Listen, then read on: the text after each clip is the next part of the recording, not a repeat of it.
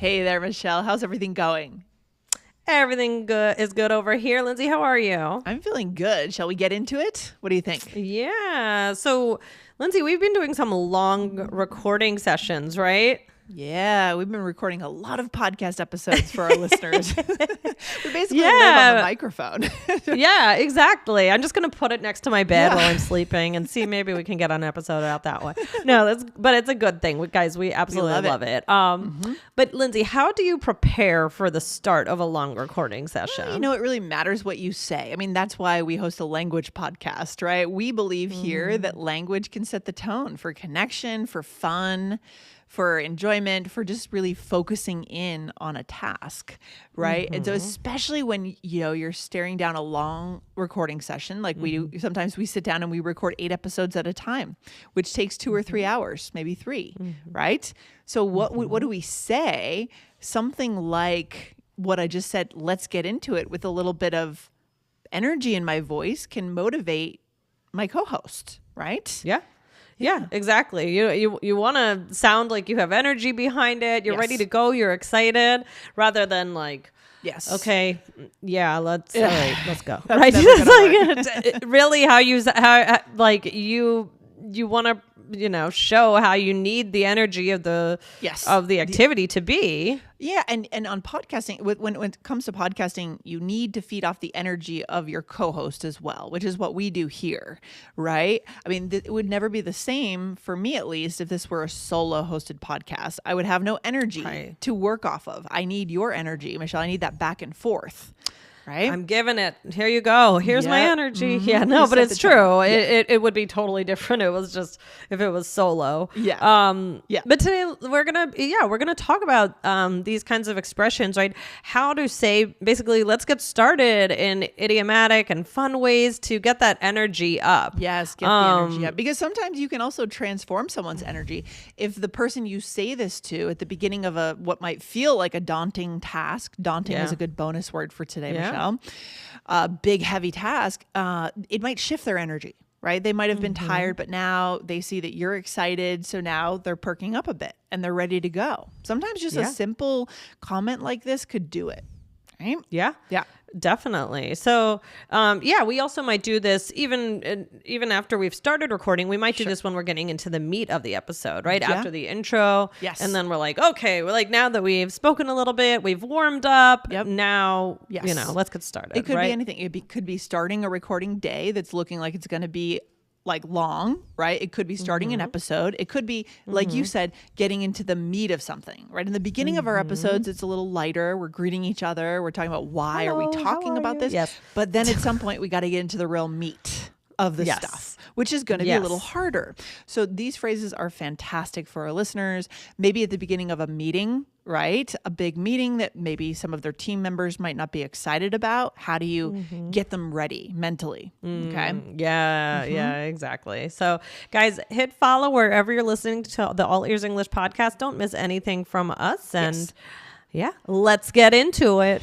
Let's get into it, Michelle. So again, the first thing you could say is exactly that. Let's get into it. Yeah, I know. I feel like I say that a lot when we really get into that the meat of the episode. Like I might say, okay, Lindsay, let's get into it. What's the first word? Yeah. And it's signaling. And this is important. It's benchmarking, signaling. Hey, it's time to pay attention. Right? We've been bantering a little bit so far, but now for our listeners, let's write these down. Right? Let's pay extra attention because we're going to learn something now. Right? Yes, exactly. It's a signal to everyone. Okay. Pay attention closely in a different way. Like maybe you're listening just, nice podcast. And now it's like, okay, I have to get my learning brain. Let me put in my learning ears now. Right? Yes, exactly. Yeah. So some examples, you have any examples? Sure. So let's say you're at the start of a meeting at work. Should we get started with the meeting? All right, let's get into it. Yeah. Or open up your books to chapter 1. Okay, let's get into it. Maybe you're a teacher in a high school or something there. Right? Exactly. And then you're not just limited to that one. That one is a little, it's standard, right? But there are other ways you could actually express your personality and have a little more fun with what you say. And what would be one of the ways, Michelle? This one is really fun. You thought of this as let's rock and roll. So are we about to take our drum set out, Michelle, and start playing rock music here? No, this is just about something bigger, something that you need energy for, right? Mm-hmm. So it is it is pretty casual sounding, but it's really just about that energy, that rock and roll energy, right? Yeah. It's not just, okay, let's start, right. I don't know. I don't know. Something boring. Again, something that maybe you're about to face, like maybe it's sarcastic and you're about to face a lot of traffic on your way to the airport, right? Right. Yeah. So you could say almost ready to head to the airport. All right, let's rock and roll. So there could be a little tone of sarcasm here. If the thing is slightly negative, going to be hard in a negative way, you could do that too, don't you think? Right. So, and sometimes, sometimes it is about something bigger and more exciting, and sometimes it's actually just used to lift the spirits of the room, right? Yeah. So we only have one more page to get through before we can head to bed. Let's rock and roll, right? That's not exciting, but it's just saying, okay, we can do this. Let's get started. A little energy. Yeah. And this next one I like because it sort of has a slightly different meaning, that something is going to be a little crazy. Like you're going on a wild ride now, right? So what's the first thing you do, Michelle, when you get on a roller coaster? You buckle up. I hope so. Oh my God. I have the worst fear that, like, a recurring nightmare, that I'll get in a roller coaster and, like, for some reason my thing won't lock. And like everyone else's locks, and then I fall out of the roller coaster. Isn't that horrible? That is horrible. Well, I remember. So, when's the last time you went to Disney? Oh, when I was really young. Disneyland. Never been to Disney World, actually. So we were in when my daughter was just about a year old, we did a Paris-London trip. Oh, okay. And we went to Disney Paris, and we were on the Pirates of the Caribbean ride. Yeah. And we didn't realize that at the end there's like, you're barely buckled in, and then there's a giant drop. Oh my God. And is it the boat that goes back and forth? You're like on the boat, or no? Is that something different? You're on a boat, but you're going, through. It's like, I don't know. It's scary. I scare easily. But there was this giant drop, and I didn't realize it. And Dan is carrying, she's a baby. I was like, oh my God, this is really scary. Yeah, it can be really jarring sometimes, these rides, for sure. Yeah. But so that's why we need to always buckle up or buckle in. So this is the next expression. This is when something is going to be a bit more intense than presenting some phrases or reading a chapter, right? This is more for something that might be a wild ride. Yeah. Mm-hmm. Right. So, what is the first example? So buckle up because it's going to be a wild ride, right? Right. Yeah. And that doesn't have to mean that you're actually going on a ride. Exactly. This is supposed to be used for other things. This is going to take a long time. Buckle up. It's just kind of signaling the thing maybe might have a little bit more of a scary connotation, what you're about to do, right? Risky. Or just intense in some way. Intense is the word. Mm-hmm. It's like that idea. I think we've taught this expression before. Brace yourself, right? Brace yourself. Mm-hmm. Okay. You have to prep, like buckle up. It implies that there is some sort of preparation for your body, for whatever, in your mind, that you have to really, kind of lock in. Right. You got to lock in. Yeah. So this one is the most expressive, I guess. So I would reserve this for the fewest situations. But hey, it's good to have some intense languaging, don't you think? Yeah, exactly. What about buckle in? I feel like I hear buckle up more, but you might also hear buckle in. Honestly, I feel like when I say this, I might say both sometimes. I might say, come on, let's buckle up, buckle in, let's go. I might throw 2 or 3 of them together. Oh, really? Interesting. I think I do. I don't know. Maybe I'm just weird. No. But it is more rare for sure. Buckle in. You think it's more rare than buckle up? Is that what you're saying? I think so. Yeah. Potentially. But in this kind of context. But I think they're both used. Mm-hmm. Or like if you're taking someone to do something they've never done before. Like I remember my niece took me to go indoor skydiving once. And why do we have the same mind? Yeah, I know. Did you predict that I was going to say that, Michelle? Well, I was thinking of indoor skydiving because Dan took me to do that once. And so when you were like, oh, it's going to be, something more intense. That was your example. That's hilarious. That went into my head. And then you said it. Lindsay. That's so weird. That's really weird, Michelle. We've been podcasting together for 12 years. So that's why. That'll do it. But that's a good example. Okay. It's like a little scary. It's a little dangerous. My niece did not say that to me. She would say, come on, buckle up. Let's get in. Like, let's do this. Put on your suit. We're going. But she could have, right? If she were older and, but she was young at that time. She was like 8. So I don't think she had that vocabulary. Did she do the skydiving at that? Yeah, she did it first. And then I went after. What did you think of it? The indoor skydiving. I liked it actually, and I'm terrified of everything, of any sort of speed past 30 miles per hour in a car. I know, because you've been stopped for going too slow. We know. That's right. I have. Very good. That's right. We know. Yeah. But so you liked it too? I thought it was fun. It was different. It wasn't as scary once I got up there. Right.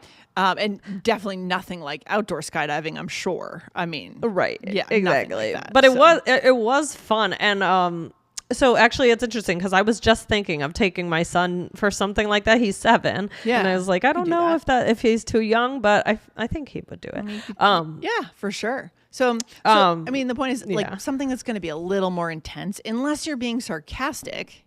And then if your personality is like that, if you're about to go into a boring like exam or something, or like let's say you have to monitor an exam and it's really boring, you might say that sarcastically.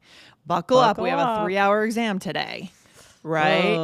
Sure. Yeah, exactly. So this one is really versatile and fun for sure. Yeah. All right, Michelle, there's a few more that are a little bit more standard. So for our listeners who don't want to take a chance or something, we have options for you, right? Mm-hmm. So let's go. Yeah. Let's go. Let's go.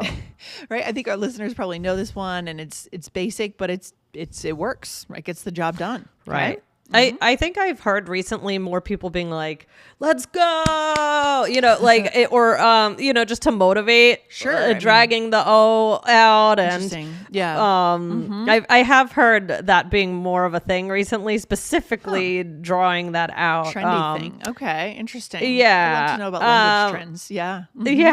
Yeah. So, but you could also just say, let's go. So here we go. Okay. It's time to get started. Let's go. Right. Or by the end of this ride, you will be so much stronger. Let's go. I mean, you hear this in sporting events. When someone makes a shot, the fans will stand up and say, let's go. Right. You hear that. Sure. That one works too. Or let's begin. Now, this is much more measured and conservative, I guess. Right? Yes. This is more formal, more like for a meeting or for school. So now that we are all here, let's begin. Yeah. Very stable, I guess. The impression that you're giving. So there's so many ways that we can say this, but the important thing here is, we'll talk about this at the end, but it's setting a tone, right? Yeah. Should we do a role play? Yeah, let's do it. So Michelle, here, you and I are working together on a project for graduate school. All right? Okay, here we go. Okay.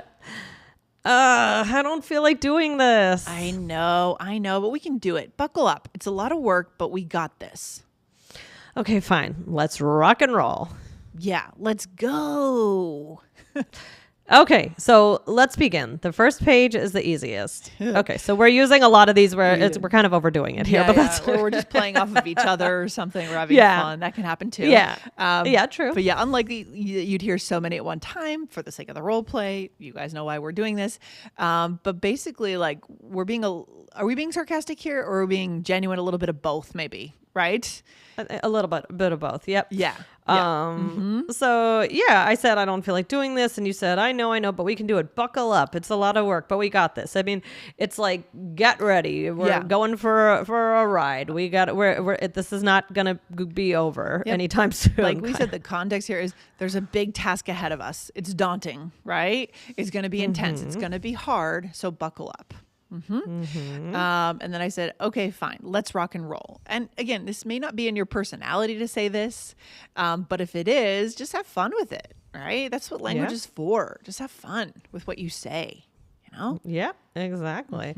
And then you said, let's go. I was trying to use that intonation you said is trendy right now. I haven't heard that before, other than at a sporting event when people, but I'll listen for it now. So okay, I mean, maybe I'm wrong, but I feel like I've heard it more. Who knows? Who knows? Yeah. And then more formal, just okay. So we're kind of playing off each other, having fun, and now I'm saying I'm getting serious. Okay. Serious. So let's begin. The first page is the easiest. Yeah. You might hear that too from, like, again, if you're in an exam, like a standardized test, you might hear it on the recording. Please begin, right? Begin is a very textbook, standard, conservative, just plain phrase, right? Right. Yeah. So we have a nice contrast of options for our listeners. Guys, go over to 2575 if you've loved this episode, you want to keep listening. This is 5 English idioms that hit hard. Go and check that out. All right? Yes. All right. So takeaway, again, this is about setting the tone, as we talked about. And we gave you a lot of ways to do it. Some fun, some sarcastic, some more dramatic, some more basic and serious. Start to play with them and see what context these would fit in your life. Yeah, it's important to set the tone. I mean, are you a leader at your work, and do you feel like your team needs a little bit of motivation to get into something that's going to be hard in that moment? Or are you co-hosting a podcast and you want to bring the energy level up before you hit record? I mean, what are you doing? What's the context and what's the appropriate phrase in that moment? That's connection right there. Yeah. Right? All right. Love it. Very fun. Good stuff, Michelle. You have a good rest of your day, and we will talk soon. All right. Bye, Lindsay. Bye.